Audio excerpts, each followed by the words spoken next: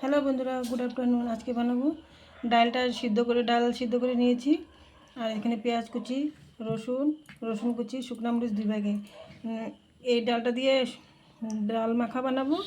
আর এই যে এখানে আরও ডাল আছে, এগুলো দিয়ে ডাল দিয়ে টমেটো দিয়ে ডাল বানাবো।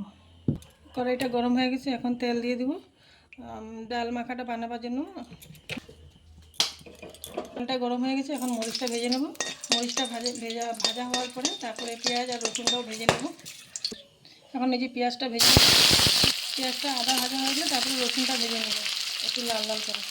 দিয়ে দিচ্ছি, এখন রসুনটা আর পেঁয়াজটা লাল লাল করে একটু ভেজে নেব। এই যে পেঁয়াজ আর রসুনটা ভাজা হয়ে গেছে, এখন ডালটা মেখে নেব। এই যে এখন মরিচটা লবণ দিয়ে মেখে নেব। মরিচ আর লবণটা ভালো করে মাখা হয়ে গেছে, এখন তার সাথে এই যে পেঁয়াজ রসুনটা ভালো করে মেখে নেব। যেমন মুসুর ডালগুলি এই যে পেঁয়াজ রসুন লবণ শুকনো মরিচ দিয়ে মাখা হয়ে চলেছে, এটা দিয়ে এখন ভালো করে মেখে নেব। এই যে এখন অল্প কাঁচা মিঠা তেল দিয়ে দেবো, সরষা তেল। এই যে মুসুর ডাল ভর্তাটা রেডি হয়ে গেছে। মেখে দিয়েছিলাম, ও বলেছে খুব টেস্টি হয়েছে। আপনারা ঘরে বানিয়ে দেখতে পারেন।